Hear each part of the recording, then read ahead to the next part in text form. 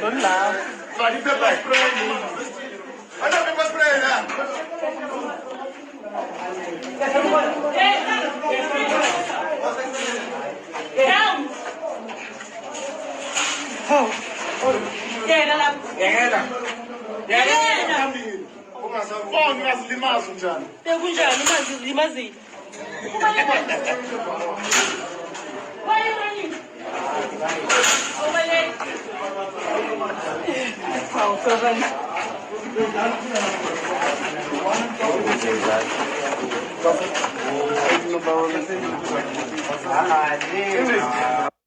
Hello guys, welcome to Amazon TV. I hope you are okay. Guys, let's admit our government is a joke. It's a big joke. You know why I'm saying that? Uyasibona lesiphithi esenzeka manje la kule construction site.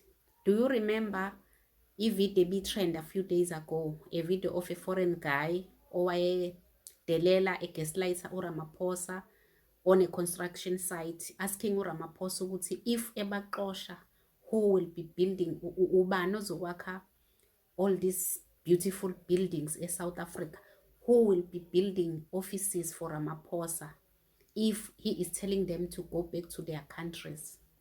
So our government sent these inspectors now to a construction site to go and arrest illegal foreigners because of that guy, not because it's against the law to work without permits to be in a country illegally. No, because of that guy.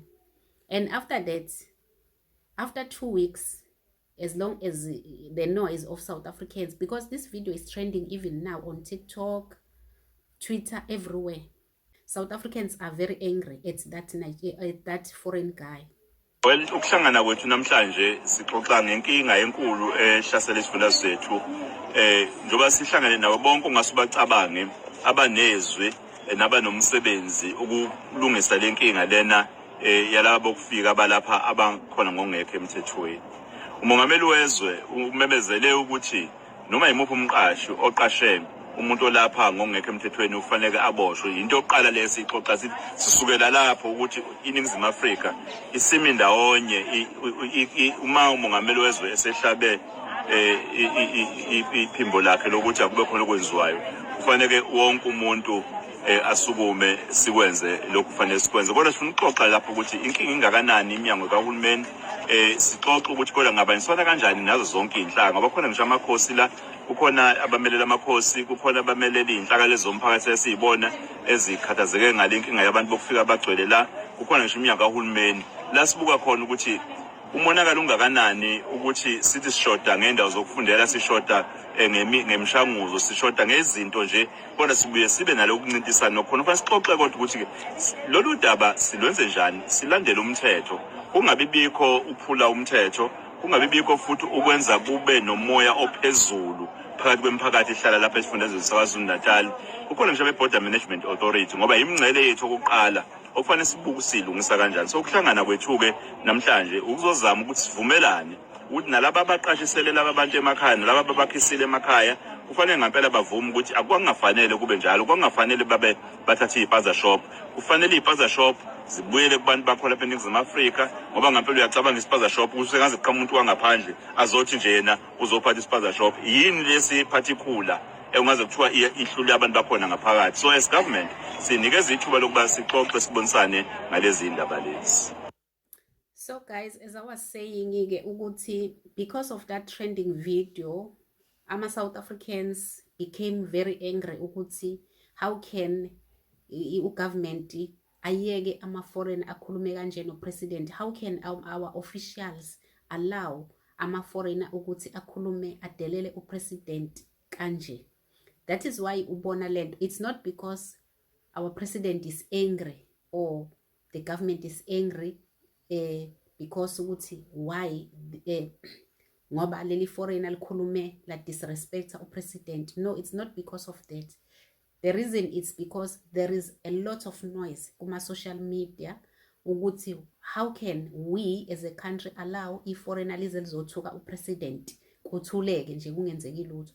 That is the reason why ubona lesi siphithiphithi ke kuma construction sites ku-arrestwa ama-illegal immigrants from kulezo ndawo ngoba leli i-foreigner elalidelela upresidenti lalimdelela vele kwi-construction site liyakha. He is a builder, ile-cheap labor abakhanda, whether ama-mall, ama-billet, whatever that they are building in South Africa. Then again, after that video, that is why ubona lento le. Not because of maybe we are trying to enforce the laws. No, it's not because of that. It's because of the noise of South Africans. Okay, let's get to a second video. Because you'll ask yourself ukuthi ahlangana phi lama video eka Premier uThami Ntuli ekhuluma ngama illegal foreigner KZN nale ama construction. It's because there's a video I posted few weeks ago complaining about ukuthi uPremier is no longer that powerful kulento yama foreigner, and I knew ukuthi uPremier will never let us down. It was during lesasikhathi se motion of no confidence, the MK. Then ANC was supporting uPremier, of course, because they are together on a GNU.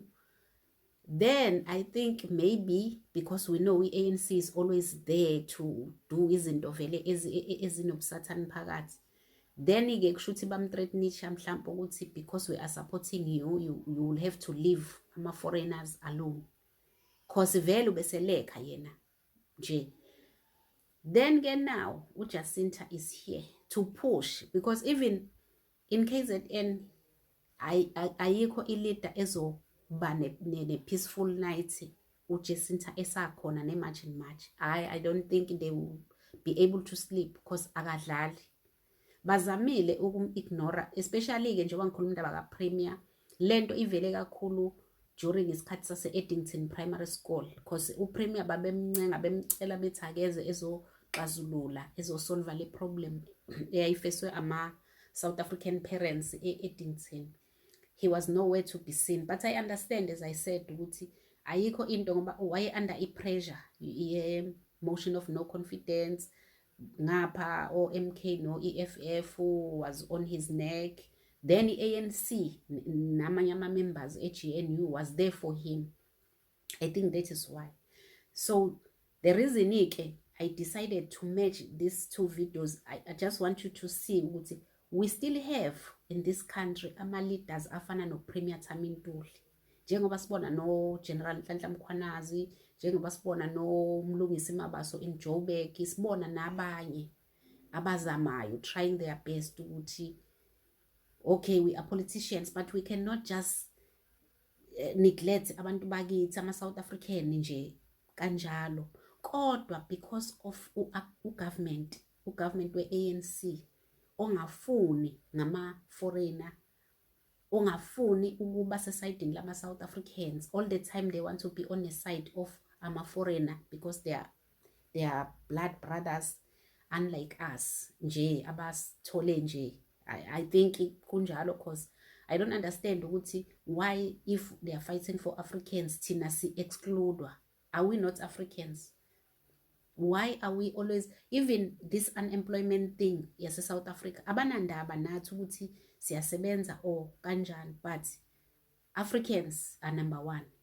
It means thina we are not Africans. That is why we are not their fellow Africans. So that is the reason yokuthi, guys, let's support ama patriotic leaders wethu, at least laba basesayidini lethu.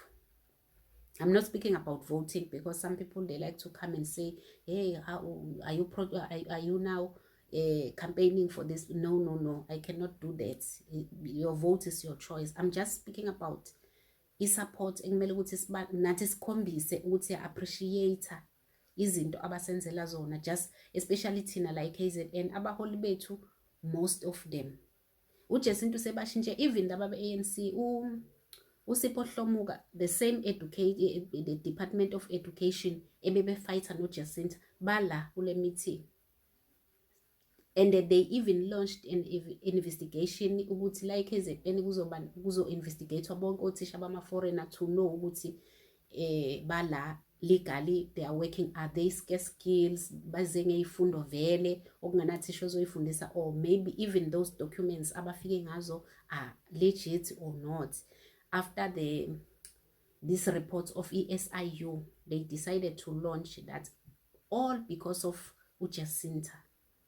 So guys, please, let's support these people. Let's try even our own areas, our own provinces to mobilize ourselves to try to make things work in our country. We cannot continue like this. We cannot, and we cannot allow the ANC to still rule. Laba bantu sibakhiphile kwi-power.